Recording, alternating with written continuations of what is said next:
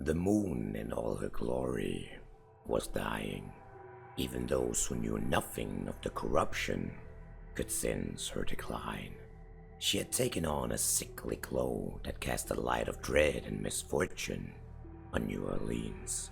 The ignorant and the innocent could do nothing but look up at the source of that disquieting light with reverence and growing trepidation. Those untouched by the moon's first assault were beginning to turn.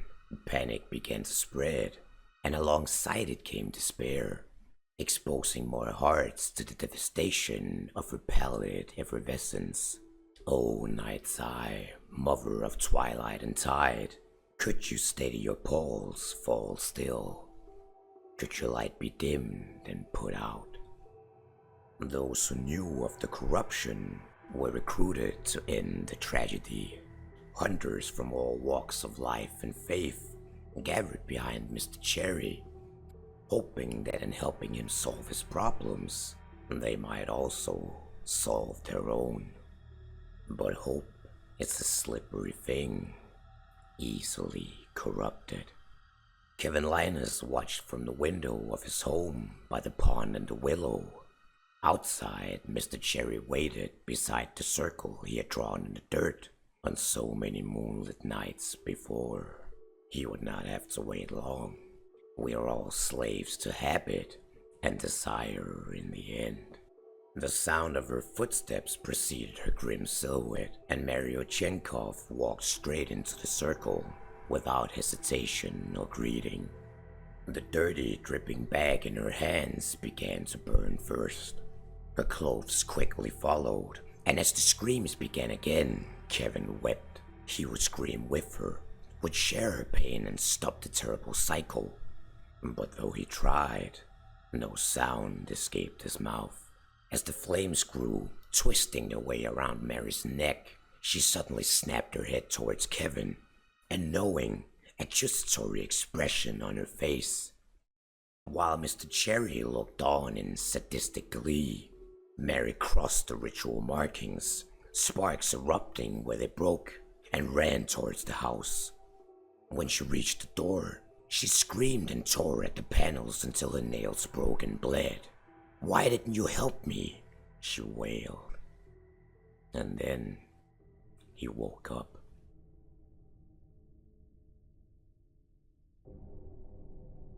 All the encounters had been the same.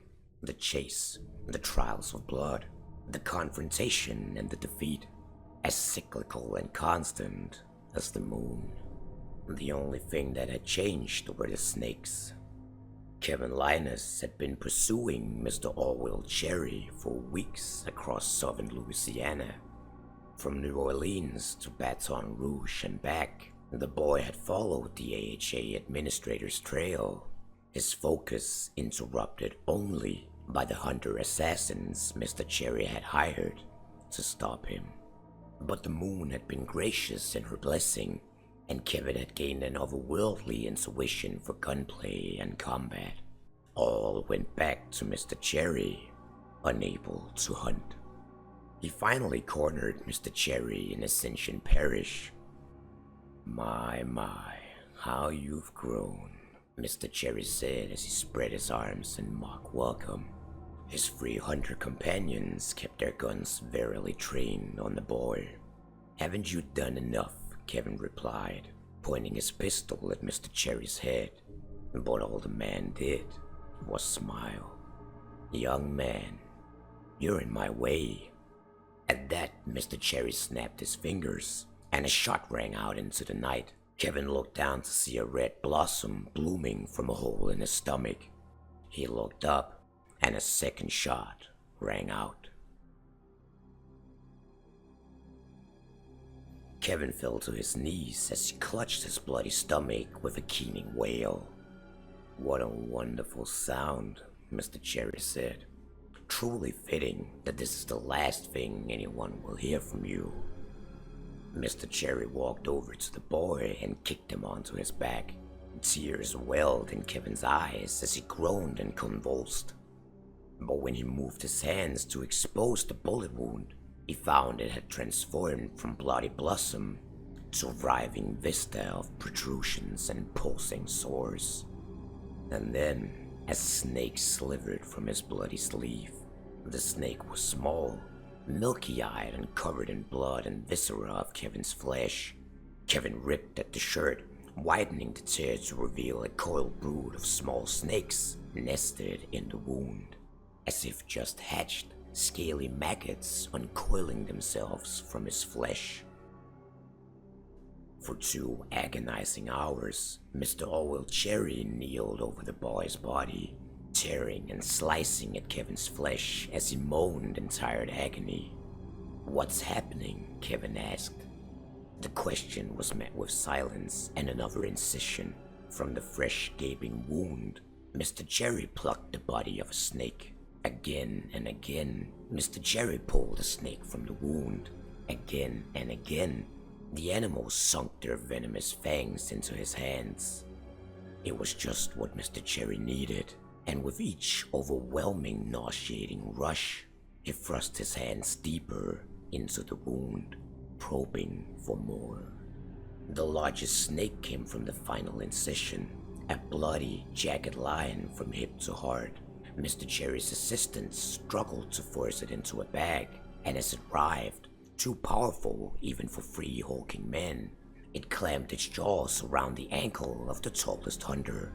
It provided him no rush, rather leaving its victim paralyzed and helpless, silent witness to Mr. Cherry's administrations. Was this really what they were fighting for? To allow this man to torture an innocent boy? "Thank you, Kevin," Mr. Cherry whispered. "You've earned my mercy." The administrator drew close, holding his gun to the boy's temple. He caressed the trigger, savoring the moment. Kevin looked to the moon and back to Mr. Cherry. With his last strength, he twisted his body and sunk his teeth into the man's wrist. Deep in King Snake Mine, Isaac Powell, known to most only as the Night Seer, watched our ulcers weaving. Strips of dried flesh dipped in rosemary oil, willow sprints, and straw combined to form the shape of a large basket-like structure. Oil dripped from its plats, and footsteps echoed from the direction of the nearest mine shaft. The flickering lamp was disturbed by a faint breeze, and the shadows danced as Mr. Cherry entered the dark cabin. He regarded Ira's work and nodded. He then turned to acknowledge the imposing hooded hunter who sat in the corner, gently stroking the head of the enormous snake coiled around their neck. "Isaac, you didn't tell me you had already met." Mr. Cherry regarded the figure in the corner with respect. "A rare occurrence. He keeps to himself," came the gruff reply. The figure rose and turned towards the Night Seer, menacing. "Isaac, I believe they would rather not be addressed as he," returned the administrator. "The Viper is a valued guest. Show some respect." As this, the Viper stepped into the swaying light of the lamp. They were dressed simply, practically, feet bare and undisturbed by the rocky floor. The large snake coiled around their neck lifted its head, appraising the 2 men. The Night Seer cautiously nodded. "My apologies," Isaac said. "We haven't had the opportunity to exchange many pleasantries. I was surprised to find the sinners were already involved. I've been looking for someone fit to the task for a long time. The sinners sent the Viper, and..." Mr. Cherry looked to the Viper to provide the name of the snake. "Delara," came the Viper's response, their voice the rough whisper of a person who does not often speak. At the final syllable, the snake adjusted itself around the Viper's throat. Mr. Cherry nodded, then spoke again. "It's time for the Night of the Hunter and the sinners to bury their quarrels.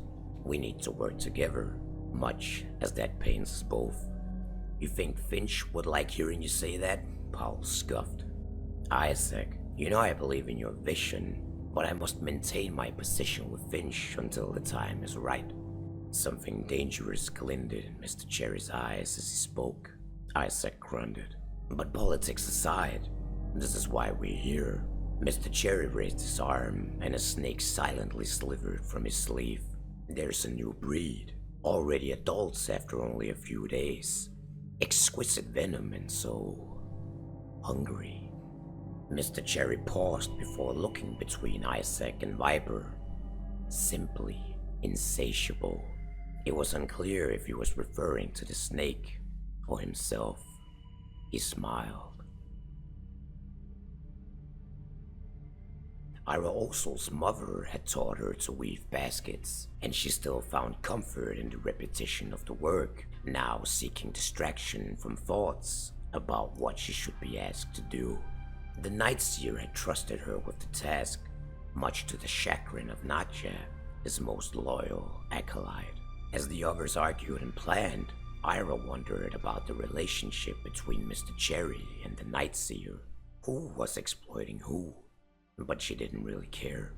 It was the Night Seer's visions that interested her, until she found herself left alone with Mr. Cherry. He spoke. "Ira, it's so nice to see you again." And with Mr. Powell, no less. Mr. Cherry's whisper set the night follower's skin on edge. She suppressed a shiver. "Where Isaac goes, I follow," Ira responded firmly. The administrator smiled. "I see he trusts you," said Mr. Cherry, intimately. He paused at that. "We have a common goal." Almost finished with the structure, she began to check for unintentional gaps. "And what goal is that?" the administrator asked. "You said you believed his visions. I heard you. I wouldn't think you needed to ask." Isaac Powell had told all of his acolytes what he had seen, but Ira felt that something was missing, that he had kept something from them too terrible or too important to share freely. Mr. Cherry kneeled beside the altar and spoke. "I see he didn't trust you enough to tell you either. Well, what if I told you I knew how to find out?" He stood and offered her a hand. "Come with me. Perhaps I can show you." With just a moment's hesitation, she took his hand. "Be strong and courageous. Do not be afraid. Do not be discouraged, for the Lord your God will be with you wherever you go." Mary Burgess spoke the words into the stock of her belly before looking to her partner. Cersei Elias looked back at her and murmured a quick amen before moving forward into the night. Cersei wasn't exactly religious, but with the mission ahead of them, any help, divine or otherwise, would be welcome. The moon was full and bright, and they moved slowly and surely. Mr. Cherry had introduced the two women after they had accepted his contract. Mary was easy to convince. The bayou was full of sin, and Mr. Cherry was a servant of the Lord. If there was someone after the administrator's life, then she would ask God for forgiveness and do what had to be done. Cersei was more difficult to convince. She was single-minded in her pursuit of the creature that had murdered her sister and stolen her skin. And as the last heiress of the Elias fortune, she didn't care about gold or glory. Mr. Cherry used an old trinket, a locket with a portrait of Cersei's family, to earn a favor from the witch hunter. As Cersei and Mary threaded their way through the bayou, they ignored the familiar moans and shrieks of the grunts and hives that stumbled through the night and the rustle of the armored's papery casing. But what caught their attention was a soft whimpering, human and suffering, from within a half-collapsed shack camouflaged by rotting clumps of netting and earth. Cersei nodded at Mary, and they readied their weapons. This was the place, and their quarry clearly injured. They'd be done in time to take morning communion. 2 snakes had remained at Kevin's side, both comfort and shackle. He would never forget how it felt as Mr. Cherry's long nails chewed into his flesh, as the scaly, writhing bodies were pulled from his wounds, and the delirium of the venom they left behind in their panic bites. Now the snakes both protected him, keeping the monsters of the bayou away, and guarded him, a prisoner in the shack where Mr. Cherry had left him. It was only when the moon was full once again that he found the strength to rise. He staggered to the door, but when he pushed it, rather than swinging open, it creaked and fell off the hinges. The sound as it hit the ward boards of the porch took the two women lurking outside by surprise. Mary and Cersei looked at the boy now silhouetted by the rotten frame, his face ruddy with tears and countless scars blemishing neck, face, and arms. Two snakes hissed at his ankles. Warily, the boy raised his pistol, the moonlight glinting off the clinking chain of bullet chambers. Cersei looked at Mary. This him? He's barely grown. She thought of her sister. But Mary's answer was certain. Even Satan disguises himself as an angel of light. She began to raise her weapon when Kevin spoke. Mr. Cherry sent you, didn't he? Kevin slowly lowered his weapon. He hoped they would let him explain. Mary narrowed her eyes, but before she could respond, a strange silhouette filled the broken frame behind Kevin, a hooded figure with a large snake coiled around their neck. Enough. The voice that spoke was hoarse and raw. The vipers slowly brought their arm up to Delira's fanged mouth. The snake flicked her tongue once, twice, and then gently sunk her teeth into the viper's wrist. The viper's body quaked as Dolores' venom flowed through their veins and into their heart. The viper and Delira belonged to each other, and there would be hell to pay if one of them did not survive this fight. With Dolores' venom coursing through the viper's veins, the two were preternatural fighters, but the hallowed gifts of the moon kept Kevin agile and deadly, and every shot rang true.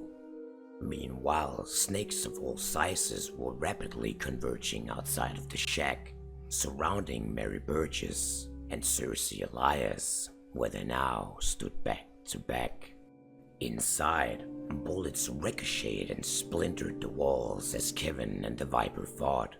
Kevin had grown weary of violence and death, and yet violence and death had not grown weary of him. Delara approached from the right, jaw unlocked and fangs dripping, and the Viper from the left. Kevin fired at the Viper, but Delara, lunging to protect her ward, intercepted, and Kevin's bullet met flesh. A broken, airy scream rang out from the shack. The Vipers sat catatonic on the floor, where they had collapsed in worry and grief, cradling Delara in their arms.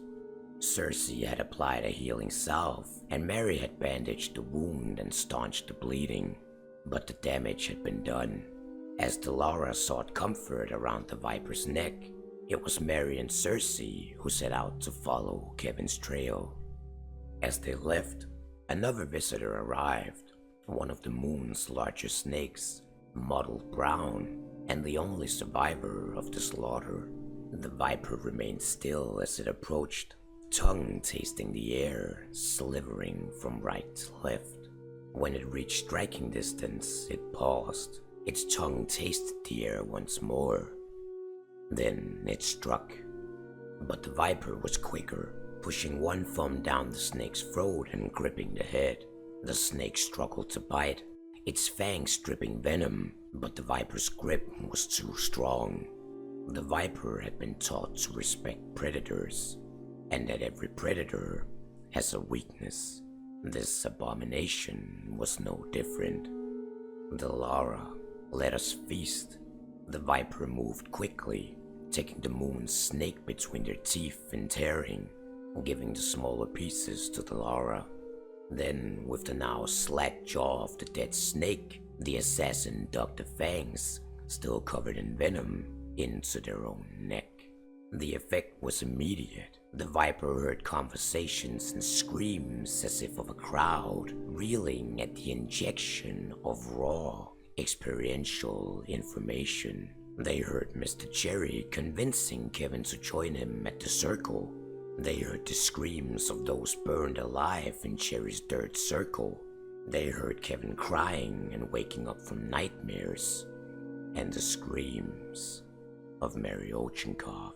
They felt Kevin's pain. It lasted only a few seconds, though it felt like hours to the Viper, and when it ended, the Viper finally understood.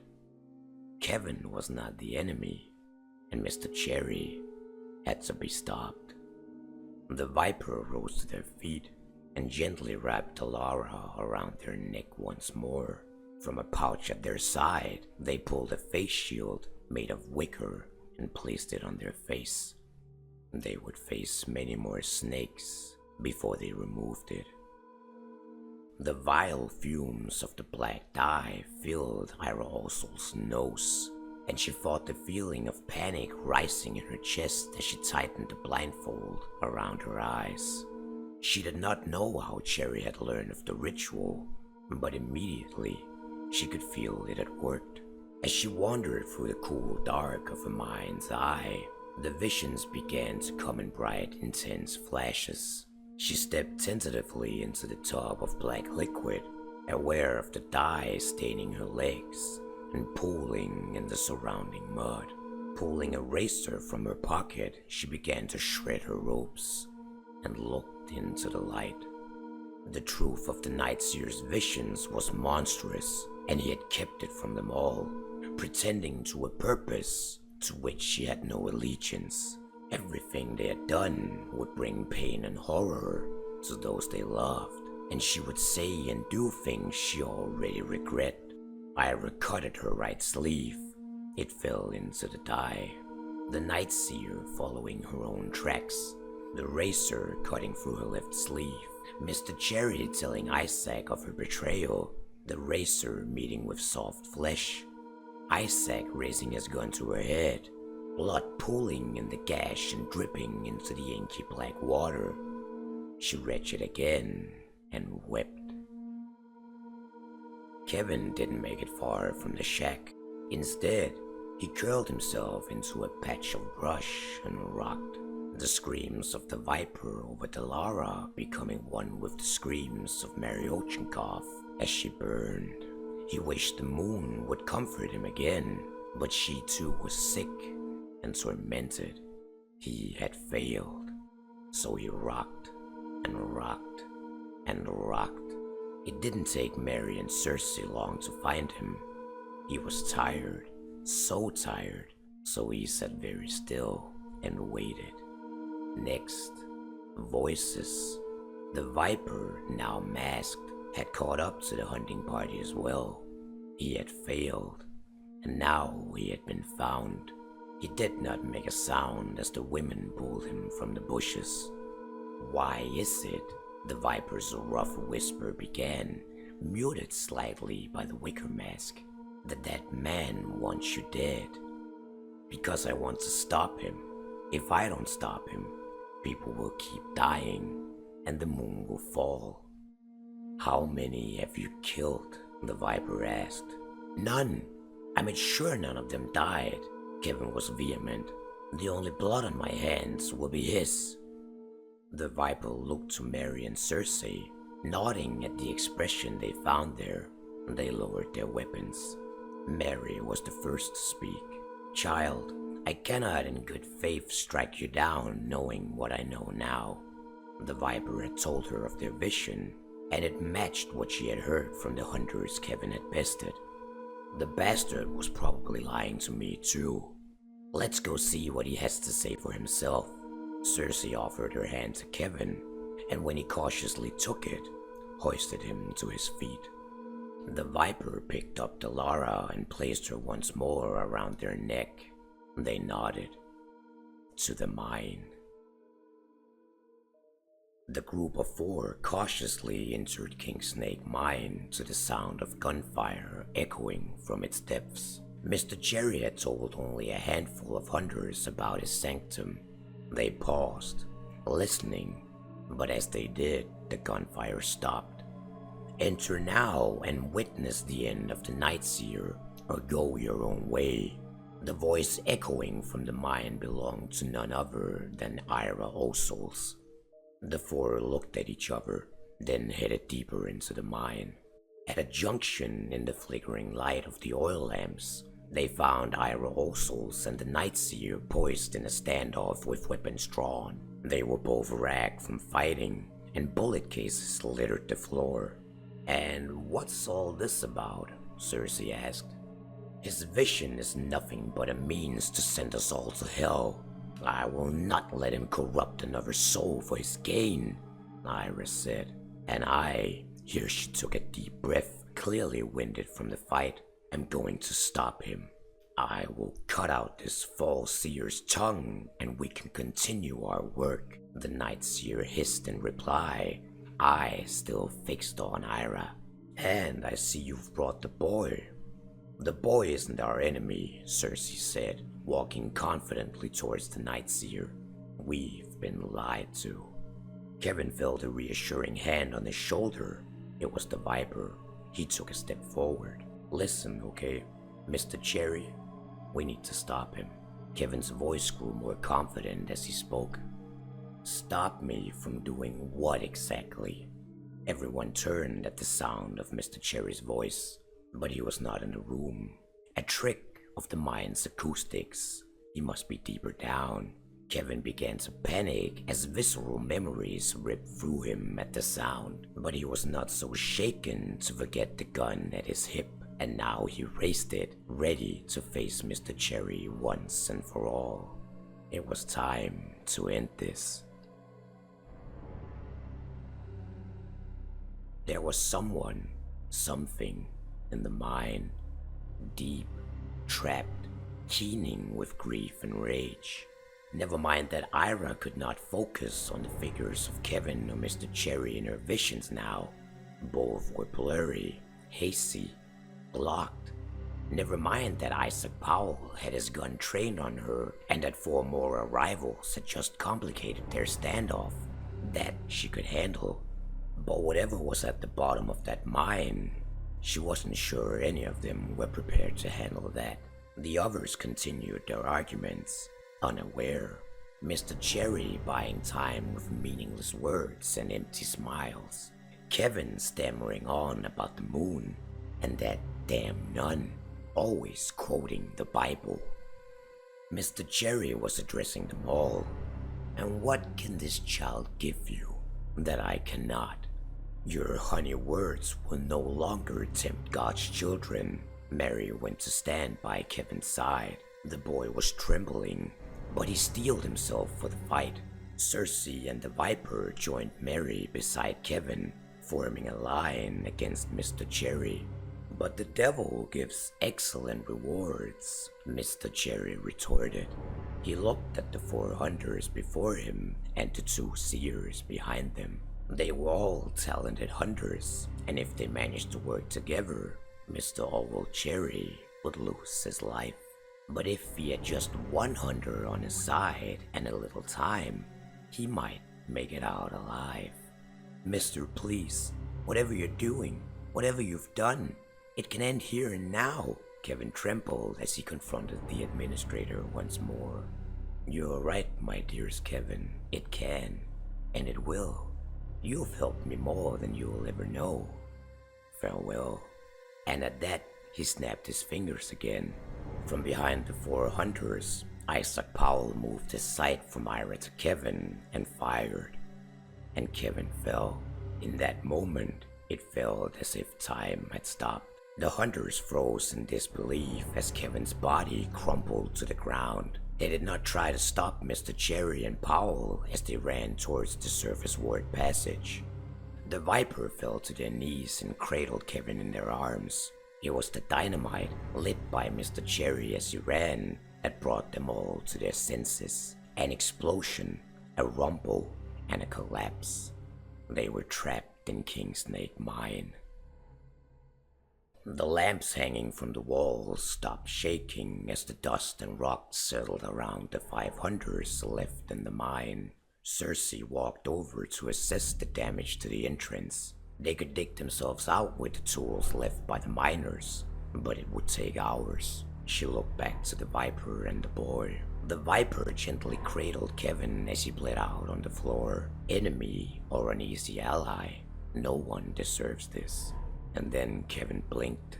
Where am I this time? The boy looked around and came face to face with the Lara and the Viper, both shocked to see Kevin alive. A Lazarus among us, Mary whispered as she and Cersei ran over to join them. How is this possible? Cersei asked as she kneeled down to Kevin. She raised his head to observe his now mending wounds, bone and flesh popping in like a mushroom in bloom. The moon. I can't rest until she's better. Kevin closed his eyes, curling into the arms of the Viper as he healed. A lioness isn't supposed to break promises. The Lara curled her tail around the boy's arm in silent reassurance. The three hunters exchanged a determined glance. They had seen how cruel Mr. Cherry could be. We will help you end this, the Viper spoke, but all nodded in agreement. On the other side of the mine, Ira gasped. The thing in King Snake's death was coming into focus. We will have to fight soon. Get the boy to safety, Ira said as she reloaded her gun. What? Cersei was interrupted by a piercing wail. Kevin, still healing, thrashed, trying to crawl away from the sound. He had heard that scream of anguish countless times in his nightmares. What is it? The Viper pretended to be calm, but the rasp in their whisper gave away their worry. She's here. He couldn't say more. Something was coming to greet them from the depths of the mine.